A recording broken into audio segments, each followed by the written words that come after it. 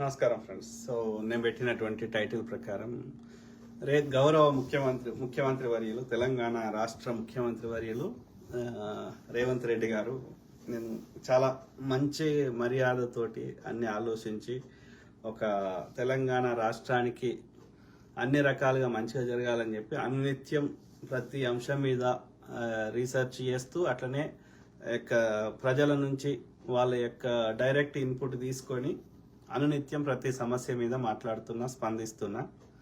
So ఆ క్రమంలో ఏది తల పొగరు అనేది నేను ఏం చేసినా నడుస్తుంది అనేది అది ఎల్లకాలం నడవదు.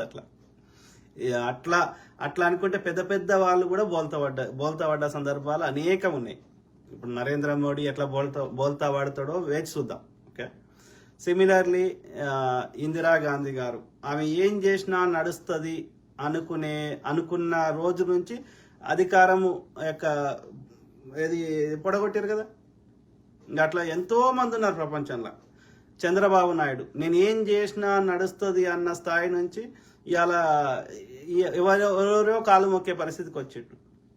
ఇంకా అట్లా ఎంతో మంది ఉన్నారు చరిత్రలో తవ్వుకుంటూ పోతే. సో అంటే అది అంటారు, అలెగ్జాండర్ ద గ్రేట్ ప్రపంచాన్నే జయించిండు సికందర్ అని అనేవారు, అలెగ్జాండర్ ద గ్రేట్ అని. కానీ చివరికి భారతదేశంలో ఆ యొక్క పాకిస్తాన్ సింధు ఇప్పుడున్న పాకిస్తాన్ ఆ పరిసర ప్రాంతాల్లో ఆ యొక్క ఇది పురుషపురం లేదంటే పెషావర్, సో ఆ పరిసర ప్రాంతాల్లో ఉన్నటువంటి పోరస్ అదే పురుషోత్తముడు అనే రాజుని దగ్గర ఓడిపోయి మళ్ళీ రిటర్న్ వెళ్ళిపోయిండు. ఆయన ప్రపంచాన్ని జయిద్దామని వచ్చిండు. సో అట్లా కాబట్టి అహంకారం పనికి రాదు. నేను తొక్కుకుంటూ వచ్చినావు కావచ్చు, టైం అనేది నీకు అప్పుడు వర్కౌట్ అయింది కానీ దట్ డస్ నాట్ మీన్ ఎల్లకాలం వర్కౌట్ అయ్యేది కాదు. అది అట్లా కాదు. న్యాయం ధర్మం అనేది ఆ సృష్టి అనేది ఒక సిస్టమేటిక్గా నడిపిస్తున్నది. కర్మని ఎవ్వడు తప్పియలేడు. అర్థమైందా? సో కాబట్టి బండ్లు ఓడలు అవుతాయి, ఓడలు బండ్లు అవుతాయి. ఇప్పటికైనా నేను మంచి మాటలతో చెప్తున్నా. ఓకే, ఒక ఏది నువ్వు ఎవరోనో తీసుకుంటున్నావు, ఇప్పుడు వాళ్ళు ఓకే హైదరాబాద్లో ఎస్ డెఫినెట్లీ గ్రేటర్ పరిధిలో కాంగ్రెస్ బలంగా లేదు కాబట్టి కేసీఆర్ అనే దుర్మార్గుడు కాంగ్రెస్లో ఉన్న బలమైన నాయకులందరినీ టీఆర్ఎస్లో తీసుకున్నాడు కాబట్టి మనం గర్వాపసి చేస్తున్నాం. ఓకే, ఇది గ్రేటర్ పరిధిలో. నువ్వు గ్రేటర్ పరిధిలో లేదు, కాంగ్రెస్ బలంగా లేదు కాబట్టి ఏమన్నా ఎక్కువ మేము పట్టించుకోము. కానీ నిజంగా కష్టపడే కార్యకర్తల్ని అరే కాదు చెప్పండి మిత్రులారా, మీరు కామెంట్ కూడా పెట్టండి, నేను చదువుతా. ఏమన్నాడు జడ్సన్ బ్రదర్ ఏమన్నాడు చెప్పండి. ఎవరికి అన్యాయం చేసిండు, ఏమన్నాడు? ఆయన టీవీ ఛానల్ పోయి చెప్తున్నాడు. నీకేమైంది? ఆయన చెప్పినంత మాత్రాన జడ్సన్ బ్రదర్ చెప్తే ఓట్లు వేస్తారా ప్రజలు? ఆయన అనునిత్యము ఆర్టీఐలు వేస్తున్నాడు, డేటా పట్టుకొస్తున్నాడు, ప్రజలకి కరెక్ట్ ఇన్ఫర్మేషన్ ఇస్తున్నాడు, నాలెడ్జ్ చేస్తున్నాడు. ఈ పార్టీలకు అతీతంగా అందరి పార్టీ వాళ్ళని మంచి అందరి యొక్క లోపాలైతే చూపెడతాడు. అది కాంగ్రెస్ పార్టీ కానీ, బీఆర్ఎస్ కానీ, బీజేపీ కానీ, పార్టీలకు అతీతంగా అనునిత్యము ప్రతి అంశం మీద వాస్తవాలు చెప్పే ప్రయత్నం చేస్తాడు జడ్సన్ బ్రదర్. రైట్? అవునా కాదా? అది విత్ ఇన్ ద పార్టీ కావచ్చు, ఇంకో పార్టీ కావచ్చు. దానివల్ల ప్రజలకి వాస్తవాలు తెలుస్తున్నాయి. ప్రజలు కరెక్ట్ డెసిషన్ ప్రజలు ఎట్లయినా కరెక్ట్ డెసిషన్ తీసుకుంటారు. అలా మంచి పెద్ద దొంగన చిన్న దొంగన గట్లనే ఎత్తుకుంటారు. అర్థమైందా? కాంగ్రెస్ పార్టీని ఐడియాలజీ బేస్డ్ గా ఓట్లు వేసారు. ద ఆల్టర్నేటివ్ బెస్ట్ ఏదో చెప్పి వచ్చారు కానీ కేవలం రేవంత్ రెడ్డి ప్రచారం చేస్తే ఓట్లు రావు. గుర్తుపెట్టుకోండి. సో ఆ క్రమంలో ఇప్పటికైనా ఏది జడ్సన్ బ్రదరు కాంగ్రెస్ పార్టీ కోసం 30 ఏళ్ల నుంచి కష్టపడ్డాడు. ప్లస్ ఆయన లెఫ్ట్ ఐడియాలజీ, కాంగ్రెస్ ఐడియాలజీ యొక్క ప్రజలకు మంచి జరగాలని కోరుకునే వ్యక్తి. అన్ని సామాజిక వర్గాల వారికి సమాన అవకాశాలు రావాలని కోరుకునే వ్యక్తి కాబట్టి, హార్డ్ కోర్ కాంగ్రెస్ ఐడియాలజీ ఉన్న వ్యక్తి కాబట్టి ఆయన ఏం చేస్తుంది 4 యూట్యూబ్లలో చెప్పుకుంటే ఏమైందిరా అయ్యా? నీ కిరీటం ఎడబడిపోతుంది. ఆయన సస్పెండ్ చేస్తే నీకొచ్చే లాభం ఏంది? అరే పిలిచి మంచిగా ఒక ఎమ్మెల్సీ ఇచ్చేస్తే కామ్ అయిపోతాడు ఆయన ప్రజా సమస్యలు మాట్లాడుకొని. ఏమైతుంది? నీకు వచ్చిన నష్టమేంది? నీ వ్యక్తిగతంగా ఏమైతుంది? నేను నీ ముఖ్యమంత్రి అడుగుతలేడు కదా జడ్సన్ అన్న, నాకు ముఖ్యమంత్రి కావాలని అడుగుతలేడు కదా, నీ కుర్చీ అని అడుగుతలేడు కదా. ఎందుకు అంత అహంకారము? ఆయన వల్ల నీకు వచ్చిన నష్టమేంది? నాలుగు యూట్యూబ్లో చెప్పుకుంటే ఏమైంది అయ్యా, ఏమైంది? ప్రతిపక్షం వాడు తిడతలేడా? బీఆర్ఎస్ వాడు తిడతలేడా? బీజేపీ వాడు తిడతలేడా? పొద్దుగాలేస్తే గుంపు మేస్త్రి అంటలేరా? అన్నంత మాత్రం ప్రజలు పట్టించుకోరు కదా. అందులో ఎంతవరకు నిజం ఉంటే మేము ఏదైనా ఏ పార్టీ వాడైనా సరే మేము ఏదైనా ముచ్చట చెప్తున్నామంటే అందులో ఉన్న లోపాలు సరిదిద్దుకోమని అర్థం. ఉల్టా ప్రశ్నించిన ఇబ్బంది పెట్టమని కాదు. అరే నువ్వు భూములు కబ్జా పెడితే కబ్జాలు పెట్టొద్దురా అని చెప్తున్నట్టు, అరే అందరికీ సమాన అవకాశాలు ఇవ్వమని చెప్తున్నట్టు, నీ లోపాలు సరిదిద్దుకోమని చెప్తున్నాం. లేకపోతే నీ ఒంటెత్తు పోకళ్ళు వద్దని చెప్తున్నాం. అందరిని కలుపుకొని పోవాలని చెప్తున్నాం. లోపాలు ఇప్పుడు తండ్రి కొడుకునో బిడ్డనే కొడతాడు, సార్ కొడతాడు, బల్లే స్కూల్లో కొడతాడు టీచర్. కొడితే వాడు సరిదిద్దుకోమని అర్థం, కానీ ఈ యొక్క వాడి కిడ్ నాశనం కావాలని కాదు కదా. కాబట్టి ఇప్పటికైనా మంచి మాటలతో చెప్తున్నాం. ఇక తవ్వుకుంటా పోతే ఎవ్వరిది తవ్వినా చరిత్ర. ఇప్పుడు రేవంత్ రెడ్డి చరిత్ర చదివితే లోపాలు రావా? ఎన్టీ రామారావు చరిత్ర చదివితే లోపాలు రావా? ఎవరిని చదివినా వస్తాయి. అరే అది గతం రా అయ్యా, ఇప్పుడు అయిపోయింది, తెలిసి చేస్తాం తప్పులు, తెలియక చేస్తాము, ఏది ఏమైనప్పటికీ అదే ముందుకు పోవాలి బండి అని ఆయన పార్టీలు ఉంటే నీ పార్టీకి లాభమే కానీ నష్టం లేదు. ఆయన 10 కాదు 100 యూట్యూబ్ ఛానల్ చెప్పుకున్నా జడ్సన్ అని చెప్పిన దాన్ని బట్టి ఓట్లు వేయరు ప్రజలు.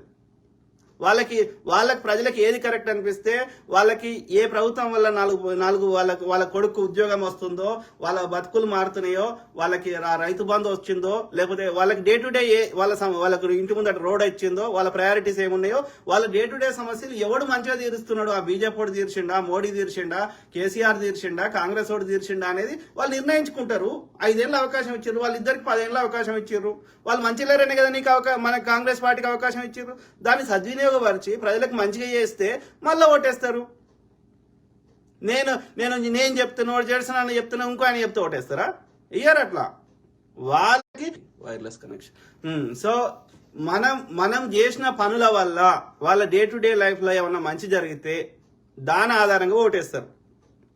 అలా అందరికి తెలుసు ఎవడు ఏం చేస్తున్నాడు, ఏం చేస్తలేడు తెలిసిపోతుంది. మనం దాచిపెడతా అంటే దాగదు. ఇలా మోడీ నేను అది చేసినా ఇది చేసినా అని ఎన్ని చెప్పుకున్నా, మోడీ ఆవాస్ యోజన కింద ఒక్కరికన్నా ఇల్లు వచ్చిందో లేదో వాళ్ళకైతే తెలుస్తుంది కదా.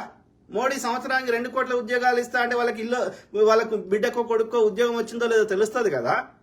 మోడీ ఎంతోరినా ఎంత చేసినా లేవకుండా 21 రోజులు లుంగి కట్టుకొని ఏ ఊరికి పోతే ఆ ఊరు వేషం వేసుకొని ఓటుకు 12,000 వంచి ఎస్పీజీ బలగాలను పెట్టుకొని ఎన్ని కథలు పడ్డా ఓట్లు వేయలే ప్రజలు.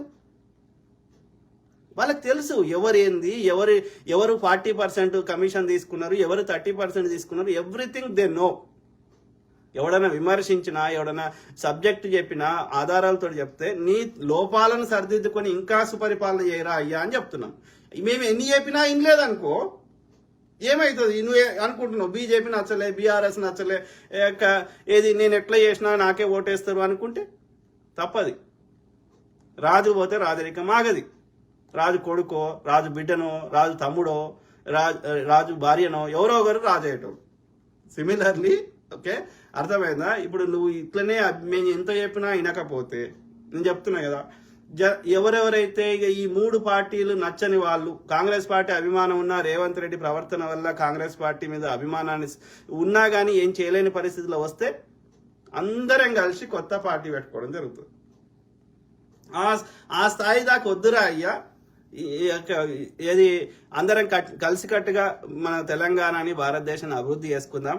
అందరి ఐడియాలజీ సిమిలర్ ఉంది కాబట్టి కలిసిపోదామని మంచి మాటలతో చెప్తున్నాం. అయినా నీ ఒంటెత్తిపోకడి చేస్తే నీ లోపాలను ఎత్తి చూపెడుతూనే ఉంటాం. అట్లనే కొత్త పార్టీ పెట్టుకునే స్థాయి దాకా తీసుకురాకు రేవంత్ రెడ్డి అని మర్యాదపూర్వకంగా చెప్పడానికి నా వంతు ప్రయత్నం నేను చేస్తున్నా. ఓకే, ఆలోచించండి మిత్రులారా కదా. ఇప్పుడు నువ్వు అట్లా చేయడం వల్ల ఇట్లా ఉంటారు బీజేపీ వాళ్ళు. చూసినావా? గాయత్రి ఎల్లా అని ఒక అమ్మాయి ఎవరో గిట్లనే ఫేస్బుక్లో నేను మాట్లాడితే 4 రీచ్ అవుతుంది కదా. సో అందుకని బీజేపీ వాళ్ళు గింత నీచానికి దిగజారి ఆమె ఎట్లా పెడుతున్నది, అడ్డమైన కామెంట్లు పెడుతుంది. మళ్ళీ నా నంబర్ అడుగుతుంది. మళ్ళీ నంబర్ అడిగి నాకు వీడియో కాల్ చేస్తా అంటది.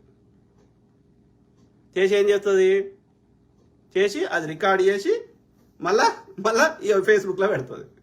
అంటే బీజేపీ వాళ్ళు ఎంత నీచానికి దిగజారుతారు. ఎవరు మాట్లాడితే ఎవరు చెప్తే వాళ్ళని ఎట్లా టార్గెట్ చేయాలి. ఇదేం సంస్కారం రా? ఆడున్నోళ్ళని మాట్లాడిస్తలేరు. ముఖ్యమంత్రిని తీసుకుపోయి జైళ్ళల్లో వేస్తున్నారు. హేమంత్ సోరెన్ కానీ కేజ్రీవాల్ని కానీ వేస్తే కోర్టులు ఏమంటున్నాయి, అరే ఏ ఆధారం లేకుండా ఎట్లా చేసినవరా అని అడుగుతున్నాయి. ప్రపంచ దేశాలు పొట్టు తిడుతున్నాయి నరేంద్ర మోడీ. ప్రజాస్వామ్యాన్ని కూని చేస్తున్నారా గాడి కొడుకు అని తిడుతున్నాయి. ఈ గాయత్రి ఎల్లకేం తెలుసు? పణుకురుడు తెలుసు, అంతే కదా. You just leave with anybody, right? You just want money and pleasure. You don't care about what is happening in the country or the world and in the society. How you were born as irresponsible citizen of the world? Shame on you.